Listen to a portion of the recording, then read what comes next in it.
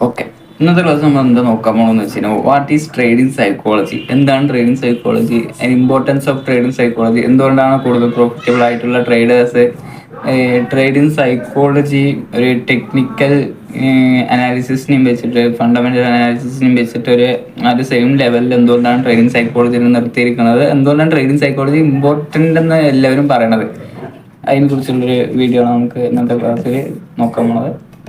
So first of all trading is all about mind set. Trading എന്ന് പറയുന്നത് ഒരു mind set, ഒരു business mind സെറ്റിൽ നിങ്ങൾക്ക് പോയാൽ മാത്രമാണ് ട്രേഡിങ്ങിൽ ഒരു ലോങ് ടേമിൽ നിങ്ങൾക്ക് ഒരു പ്രോഫിറ്റബിൾ ആയിട്ട് ട്രേഡായി മാറാൻ പറ്റുള്ളൂ.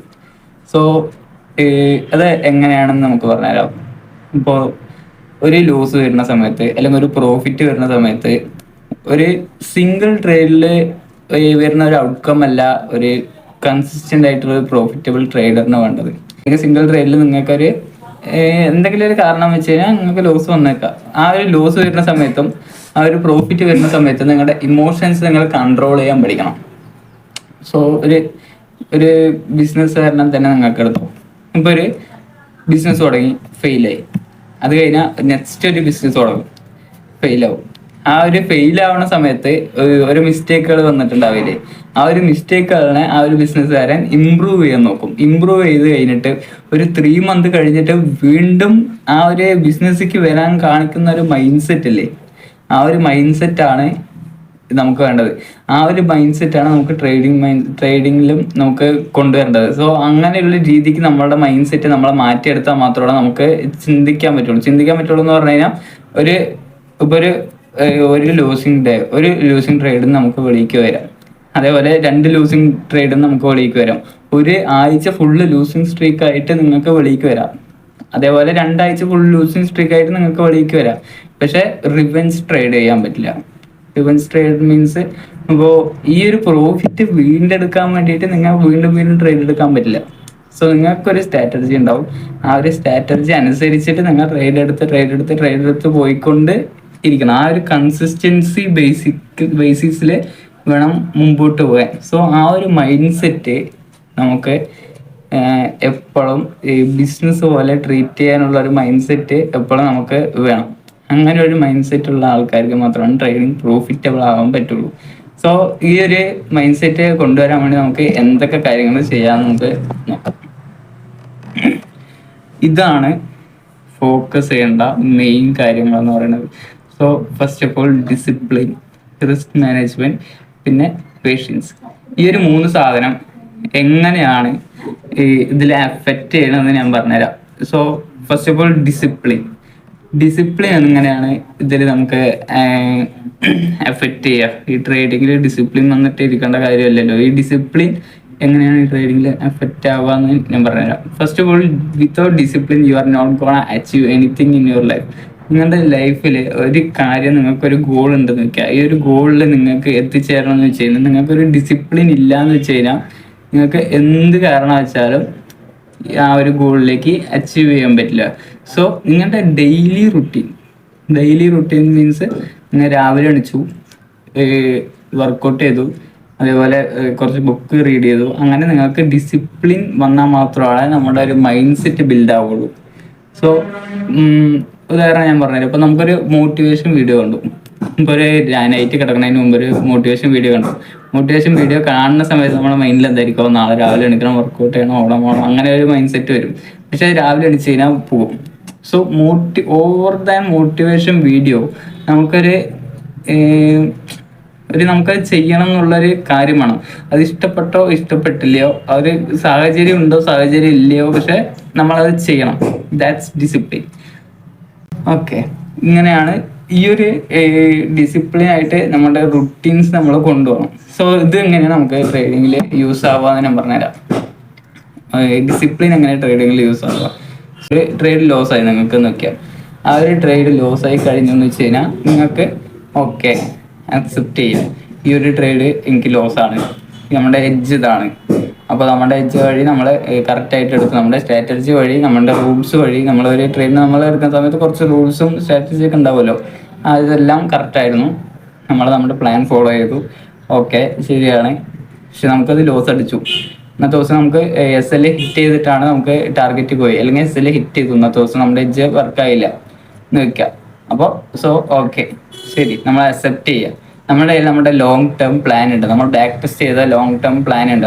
നമ്മുടെ എഡ്ജിൽ നമ്മളൊരു 10 ട്രേഡ് എടുത്തു കഴിഞ്ഞാൽ അതിൽ 7 ട്രേഡ് അല്ലെങ്കിൽ 8 ട്രേഡ് വിൻ ചെയ്യുന്നതാണ് നമ്മുടെ മൈൻഡിലുള്ളത്. അപ്പോൾ ഇന്ന് നമുക്കൊരു ലോസ് വന്നു, നമ്മൾ അക്സെപ്റ്റ് ചെയ്തു. നാളെ ഒരു ലോസ് വന്നു, നമ്മൾ അക്സെപ്റ്റ് ചെയ്തു. പക്ഷെ നമ്മൾ വീണ്ടും ആ ഒരു കാര്യം, നമുക്ക് ഇഷ്ടമുണ്ടോ ഇഷ്ടമില്ലയോ, പക്ഷെ നമ്മൾ വീണ്ടും ആ കാര്യം ചെയ്യാൻ നമുക്ക് ഡിസിപ്ലിൻ്റെ ആവശ്യമുണ്ട്. അതിനാണ് നമുക്ക് ഡിസിപ്ലിൻ വേണ്ടത്. പിന്നെ ഡിസിപ്ലിൻ വേണ്ടി നമുക്ക് എന്താ ചെയ്യാം, കീപ് ജേർണൽ യുവർ ട്രേഡ്സ്. നമ്മളൊരു ട്രേഡ് എടുക്കുന്ന സമയത്തും, ഇപ്പോൾ ട്രേഡ് നിങ്ങൾക്ക് എടുക്കുന്ന സമയത്ത് നിങ്ങൾക്ക് ജേർണൽ ചെയ്യാം.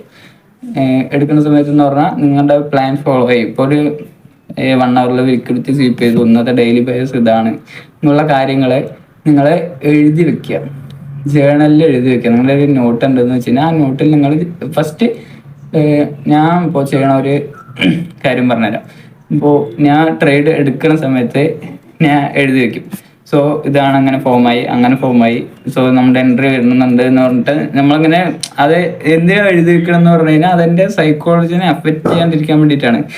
ഇതല്ലാണ്ട് വേറൊരു സാധനം വന്നു കഴിഞ്ഞാൽ എടുക്കാണ്ടിരിക്കാൻ വേണ്ടിയിട്ടാണ് ഞാൻ അങ്ങനെ എഴുതി വെക്കുന്നത്. ഇതൊരു ഞാനൊരു ബിഗിനർ എന്നുള്ള സ്റ്റേജിൽ നിന്ന് ഈ ഒരു സ്റ്റേജിലേക്ക് വരാൻ വേണ്ടിയിട്ട് എന്നെ ഭയങ്കരമായിട്ട് ഹെൽപ്പ് ചെയ്തിട്ടുള്ളൊരു കാര്യമാണ് ഇത്. ഈ ഒരു സാധനം ഫസ്റ്റ് നമ്മൾ ഇങ്ങനെ എഴുതി വെക്കും. ട്രേഡ് എടുക്കുന്ന സമയത്ത് എഴുതി വെക്കും, ലൈവ് ട്രേഡ് നടന്നുകൊണ്ടിരിക്കുന്ന സമയത്ത് എഴുതി വെക്കും. ആ സമയത്ത് നമ്മുടെ തോട്ട്സ് എഴുതി വെക്കും, നെഗറ്റീവ് ഇമോഷൻസ്, പോസിറ്റീവ് ഇമോഷൻസ്, നമ്മുടെ പ്ലാൻ ഫോളോ ചെയ്തിട്ടുണ്ടോ, അങ്ങനെയുള്ള കാര്യങ്ങൾ നമ്മൾ എഴുതി വെക്കും.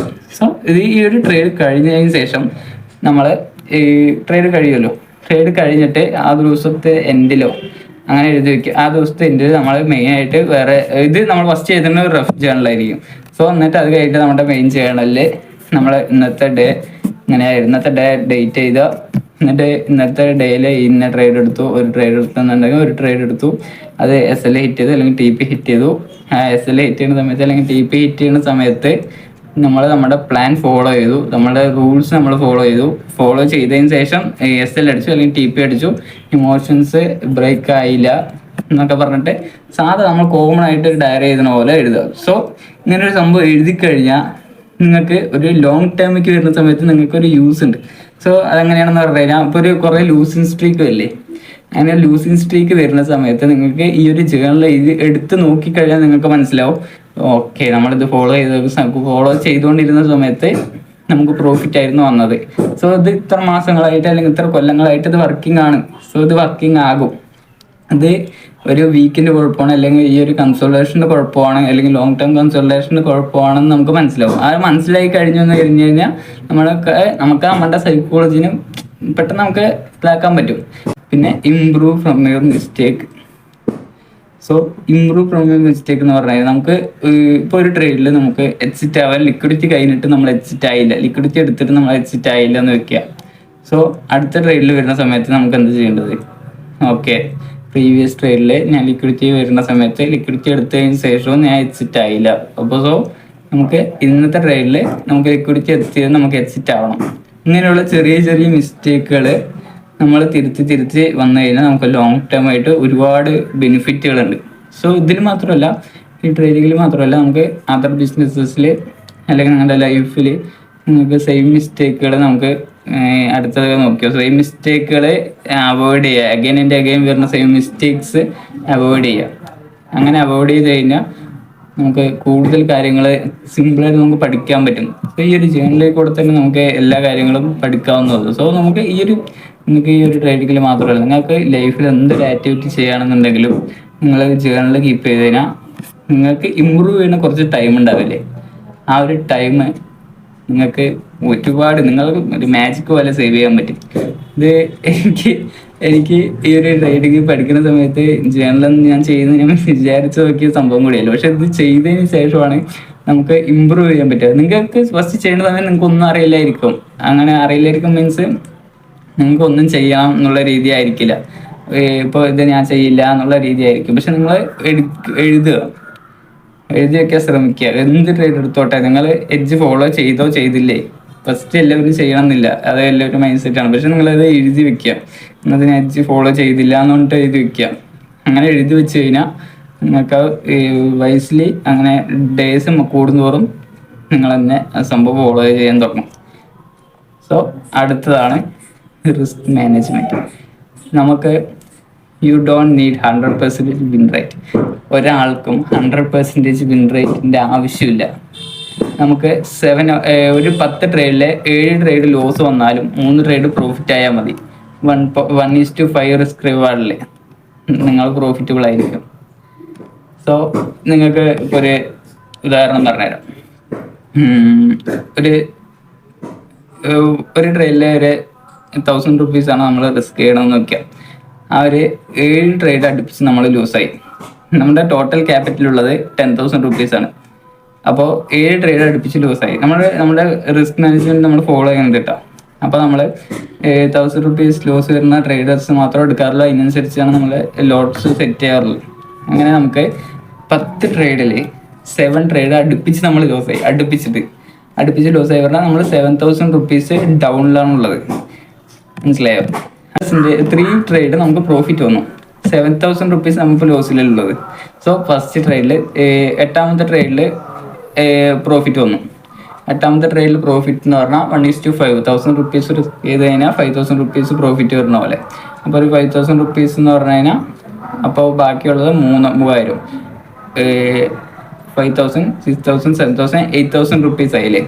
അടുത്ത ട്രേഡും പ്രോഫിറ്റ് ആയി 8,000 + 5. അതേപോലെ അടുത്ത ട്രേഡ് പ്രോഫിറ്റ് ആയി അതേ +5. അങ്ങനെ നോക്കുന്ന സമയത്ത് നിങ്ങൾക്ക് എന്ത് കാരണം വെച്ചാലും ഒരു 30% വിൻ റേറ്റ് മതി നിങ്ങൾക്ക് പ്രോഫിറ്റബിൾ ആവാൻ വേണ്ടിയിട്ട്.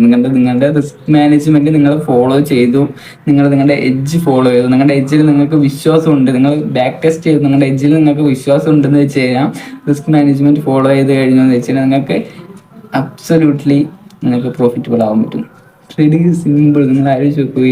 പക്ഷെ നമ്മൾ 7 ട്രേഡ് ലോസ് ആവുന്ന സമയത്ത് നമ്മൾ പാനിക് ആവാൻ പറ്റില്ല. അതിനാണ് ഞാൻ പറഞ്ഞത്, പ്രീവിയസിൽ പറഞ്ഞിട്ടുണ്ടായിരുന്ന ഡിസിപ്ലിൻ നമുക്ക് വേണം. നമ്മൾ ജേർണൽ ചെയ്ത് വെക്കണം.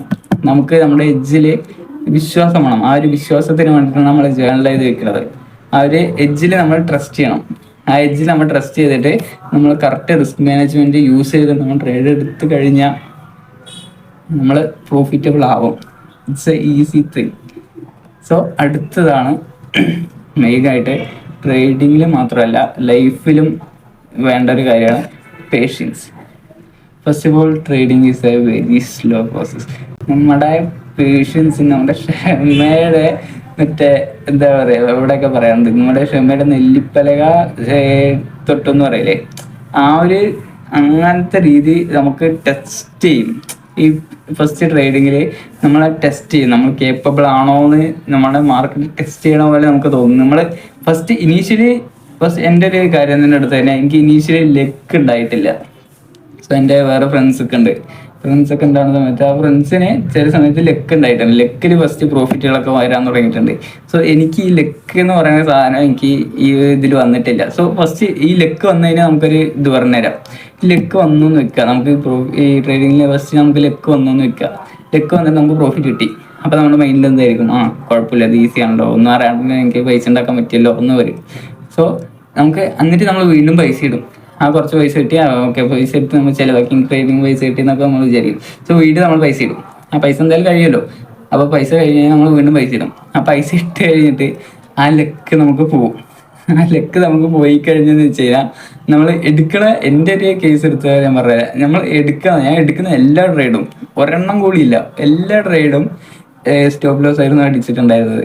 സോ എനിക്ക് തന്നെ തോന്നിയിട്ടുണ്ട് എന്താ സംഭവം പറ്റിയത്, എന്നെ കൊണ്ട് ഇത് പറ്റുമോ, ഇത് നിർത്തണം. അങ്ങനെയുള്ള ഇയേഴ്സ് ഓഫ് കുറേ വർഷങ്ങൾ നമ്മൾ കഷ്ടപ്പെടേണ്ടി വരും ഇതിൻ്റെ ഭാഗത്ത് നിന്നിട്ട്. നമുക്കൊരു ഡിസിപ്ലിൻ ഇല്ലാത്ത ഒരാളാണെന്ന് വെച്ച് കഴിഞ്ഞാൽ നമ്മൾ കുറേ വർഷങ്ങൾ കഷ്ടപ്പെടേണ്ടി വരും.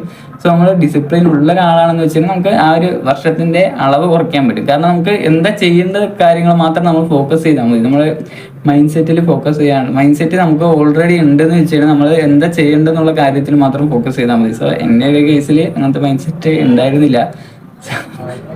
സോ അതാണ് ഫസ്റ്റ് നമ്മളെ അത് കേപ്പബിൾ ആണോ എന്ന് ഫസ്റ്റ് ടെസ്റ്റ് ചെയ്യും. ഓക്കെ, പിന്നെ നമുക്ക് മെയിനായിട്ട് വേണ്ടത് നമുക്ക് നമ്മുടെ എഡ്ജ് ആദ്യം നമ്മൾ ഫൈൻഡ് ചെയ്യണം. എഡ്ജ് എന്ന് പറഞ്ഞാൽ സ്ട്രാറ്റജി. നിങ്ങൾക്കൊരു സ്ട്രാറ്റജി ഉണ്ടാവില്ലേ? സോ ഇറ്റ്സ് ബി എ നമുക്കൊരു ബ്രേക്ക് ഔട്ട് ആയിരിക്കുക, സോ സപ്പോർട്ട് ആൻഡ് റെസിസ്റ്റൻസ് ആയിരിക്കുക, പ്രൈസ് ആക്ഷൻ ആയിരിക്കുക, SMC ആയിരിക്കുക, ICT ആയിരിക്കുക. സോ ഈ ഒരു ഇതേപോലെ ഇത് മാത്രമല്ല ഇഷ്ടം പോലെ ഉണ്ട്. നിങ്ങൾക്ക് ഏതാണോ വേണ്ടത് അത് ഒരെണ്ണത്തിൽ നിങ്ങൾക്ക് സ്റ്റിക്ക് ഓൺ ചെയ്ത് വെക്കുക. സോ വെറുതെ കുറേ യൂട്യൂബിലൊക്കെ ഇഷ്ടം പോലെ വീഡിയോസ് ഉണ്ട്. ചിലവർ പറയും ഇത് മാത്രമേ വർക്കാവുള്ളൂ, അത് വർക്കാവില്ല. SMC ഉള്ള ആൾക്കാർ പറയും SMC വർക്കാവുള്ളൂ, ICT വർക്കാവില്ല. ICT ഉള്ള ആൾക്കാർ പറയും ICT വർക്കാവുള്ളൂ, SMC വർക്കാവില്ല. പിന്നെ സപ്പോർട്ട് റെസിസ്റ്റൻസിലുള്ള ആൾക്കാർക്കൊക്കെ ഇതിന് പുച്ഛമാണ്. സോ അങ്ങനെയൊന്നും കാണേണ്ട ഒരു രീതിയില്ല. നിങ്ങൾക്ക് ഏതെങ്കിലും ഒരു സ്ട്രാറ്റജി, നിങ്ങളുടെ കാര്യം മാത്രം നോക്കുക. നിങ്ങൾക്ക് ഒരു സ്ട്രാറ്റജിയിൽ നമുക്ക് സ്റ്റിക്ക് ഓൺ ചെയ്ത് പോകാൻ നമ്മൾ തയ്യാറാണെന്ന് വെച്ച് കഴിഞ്ഞാൽ നമ്മൾ ലോങ് ടേമിൽ നമ്മൾ പ്രോഫിറ്റ് ആവും. നിങ്ങൾ ഫോക്കസ് ചെയ്യേണ്ടത് നെക്സ്റ്റ് 10 ട്രേഡ്സോ 100 ട്രേഡ്സോ അല്ല. നിങ്ങൾ ഫോക്കസ് ചെയ്യേണ്ടത് ലോങ് ടേം ആണ്. ലോങ് ടേം ഇപ്പോൾ ഒരു 100 ട്രേഡ്സിന് മേലെ അങ്ങനെയുള്ള ഒരു 10 ട്രേഡ്സ്, ഒരു 5 ട്രേഡ് അടുപ്പിച്ച് നിങ്ങൾക്ക് ലോസ് വന്നു കഴിഞ്ഞാൽ നിങ്ങൾ തളരാൻ പറ്റില്ല. സോ നിങ്ങളുടെ ഒരു ടാർഗറ്റ് എന്ന് പറഞ്ഞാൽ നെക്സ്റ്റ് 1000 ട്രേഡ്സ് ആയിരിക്കും. അടുത്ത ഒരു വർഷത്തേക്കായിരിക്കും നമ്മുടെ ടാർഗറ്റ്. ഒരു അടുത്ത 1000 ട്രേഡ്സിൽ അല്ലെങ്കിൽ അടുത്ത 100 ട്രേഡ്സിൽ നമുക്ക് എത്ര എണ്ണമായിരിക്കും പ്രോഫിറ്റ് എന്നുള്ള രീതിയായിരിക്കും നോക്കേണ്ടത്. സോ അടുത്ത 100 ട്രേഡ്സിൽ നിങ്ങൾക്ക് ഈ ഒരു 5 ട്രേഡ് അടുപ്പിച്ച് ലോസ് വന്നു കഴിഞ്ഞാൽ ഒരു 1000 ട്രേഡാണ് നമ്മൾ ടാർഗറ്റ് വെക്കുക. ഇപ്പോൾ അടുത്ത 1000 ട്രേഡാണ് നമ്മുടെ ടാർഗറ്റ്. സോ അതിൽ 10 ട്രേഡ് അല്ലെങ്കിൽ ഒരു 5 ട്രേഡ് അടുപ്പിച്ച് ലോസ് വന്നു കഴിഞ്ഞാൽ നമ്മൾ പാനിക് ആവും. 1000 വെച്ചിട്ട് 5 വെച്ച് നിങ്ങൾ കണക്കാക്കി നോക്കൂ.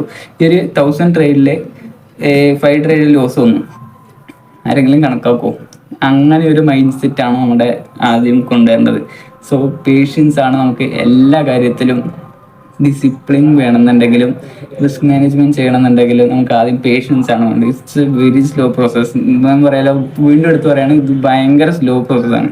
നമുക്കൊരു ഇന്ന് ട്രേഡ് എടുത്തു, ഞാൻ ട്രേഡിംഗ് ഇന്ന് പഠിച്ചു, അല്ലെങ്കിൽ ഒരു അടുത്ത 2 മാസത്തിൽ ഞാൻ ഫുൾ ട്രേഡിങ് പഠിച്ചു, 3-ാമത്തെ മാസം മുതൽ ഞാൻ പ്രോഫിറ്റബിൾ ആവും എന്ന് പറഞ്ഞിട്ട് വരാൻ പറ്റില്ല.